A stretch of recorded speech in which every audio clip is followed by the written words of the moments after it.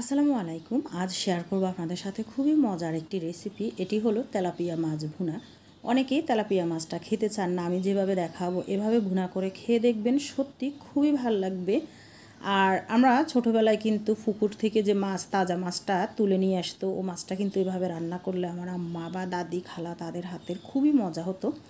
সেই রেসিপিটা শেয়ার করব আপনাদের সাথে। তো প্রথমে আমি কিছু তেলাপিয়া মাছ ভালোভাবে লবণ দিয়ে ধুয়ে একটু লবণ আর হলুদ মেখে নিয়েছি। এটা আসলে দেখানোর কিছুই নেই। অনেকেরই মাছ ভাজিটা কী হয়, কড়াইতে বা ফ্রাই প্যানে আটকে যায়, ভালোভাবে হয় না।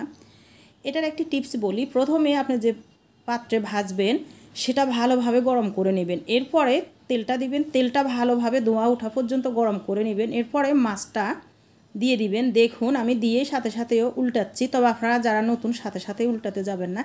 এক ফাঁসটা যখন ভাজা হয়ে যাবে এভাবে করে আপনারা ভেজে নেবেন। আর আমি এখানে বড় তেলাপিয়া মাছ নিয়েছি, কারণ তেলাপিয়া মাছে কোনো কাঁটা থাকে না তেমন একটা বেশি, বাচ্চারাও খেতে পারে, খেতেও ভালো লাগে। তো দেখুন মাছগুলো যখন এক পাশটা একটু হালকা ভাজা হয়ে যাবে, তবে অতিরিক্ত বেশি ভাজতে যাবেন না, যে মাছগুলো একটু ভুনা খাবেন বা ঝোল খাবেন। তো এভাবে করে আমি সবগুলো মাছ কিন্তু ভেজে তুলে নিব। আপনার ইচ্ছে হলে এভাবে কড়া করেও ভেজে হালকা পেঁয়াজ, কাঁচামরিচ, রসুন দিয়ে তেলের ভিতরে উপর থেকে ছড়িয়ে দিয়ে খেতে পারবেন, সেটাও ভালো লাগবে।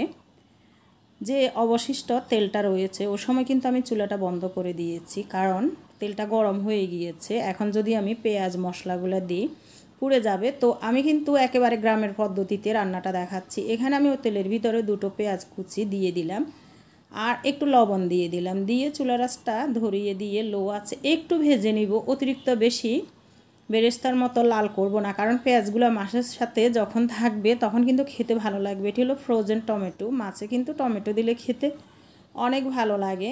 এটি অপশনাল, হাতের কাছে থাকলে দিবেন, না থাকলে কোনো সমস্যা নেই। হাফ সাইজ চামচের মতো রসুন বাটা দিয়ে দিয়েছি, দিয়ে ভালোভাবে কষিয়ে নিই। সামান্য আপনারা রসুন কুচিও দিতে পারেন, থেতো করা রসুন দিতে পারেন। আর দিয়ে দিলাম হাফ চার চামচের মতো হলুদ গুঁড়া, বেশি দিব না, কারণ যেহেতু আমরা একটু মরিচটা বাড়িয়ে দিব, মাছের ভিতরে কিন্তু একটু ঝাল দিলে খেতে ভালো লাগে। এক চার চামচের মতো দিয়ে দিলাম আমি এখানে মরিচের গুঁড়া।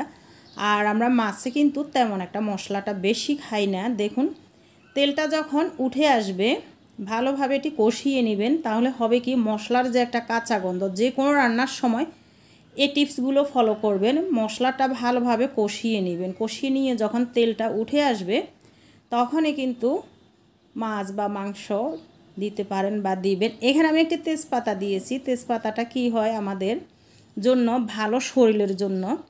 আর দেখুন একটি দারুচিনি আর একটি এলাচ, এটি অপশনাল। আমি একজনের বাসায় খেয়েছিলাম, হালকা সামান্য গরম মশলা দিয়ে এভাবে মাছ, অনেক সুস্বাদু লাগে। পরবর্তীতে কিন্তু আমি এটা তুলে ফেলে দিব, বেশিক্ষণ কিন্তু রাখবো না, সামান্য একটু স্মেল আসবে, ভালো লাগবে। এখন মশলাটা কষিয়ে আমি এখানে সব মাছগুলো দিয়ে দিলাম। আর এখানে আমার ভিডিওটার ক্যামেরাটা অন করতে ভুলে গিয়েছিলাম। তো মাছগুলো দিয়ে আমি এখানে কি করেছি, ফুটন্ত গরম পানি দিয়ে দিয়েছিলাম, এটাই আর কিছুই না।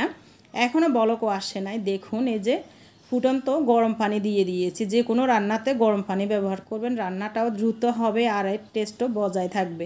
যে কোনো সময় মাছ ভুনা করার সময় মেলানো পাত্রে বা কড়াইয়ে রান্না করার চেষ্টা করবেন। ঝোলটা দিয়ে মানে পানিটা দিয়ে আমি চুলার আঁচটা হাই ফ্লেমে দিয়ে দিয়েছি, দিয়ে যতটুকু আপনি ঝোল খাবেন ওই অবস্থাতে করে নেবেন, সাথে সাথে ঢাকনা দিয়ে দিবেন না, তাহলে কিন্তু মশলার মাছের নিজস্ব যে গন্ধটা থাকে সেটা কিন্তু থেকে যায়।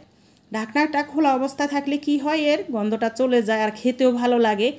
এখন আমি এখানে 2-4 চামচের মতো টালা জিরার গুঁড়া দিয়ে দিলাম আর আস্ত কিছু কাঁচামরিচ দিয়ে দিলাম।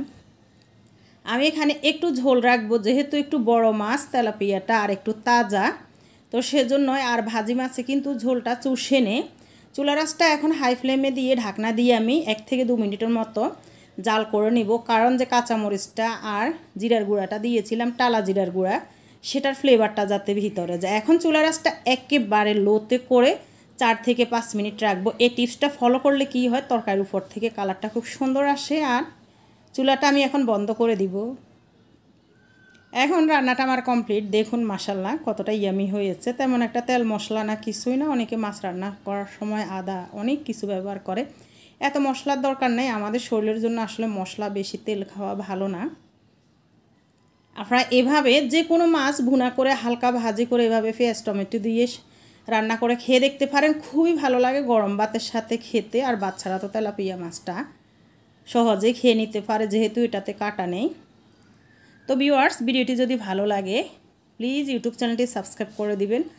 আর ফেসবুক পেজ থেকে যদি দেখে থাকেন পেজটি অবশ্যই ফলো দিয়ে দিবেন, লাইক দিয়ে দিবেন, ভিডিওগুলো শেয়ার করে দিবেন, অন্যকে দেখার সুযোগ করে দিবেন।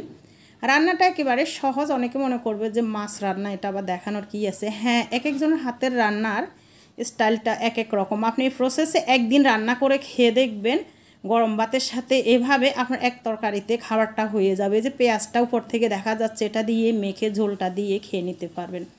আল্লাহ হাফেজ, আসসালামু আলাইকুম।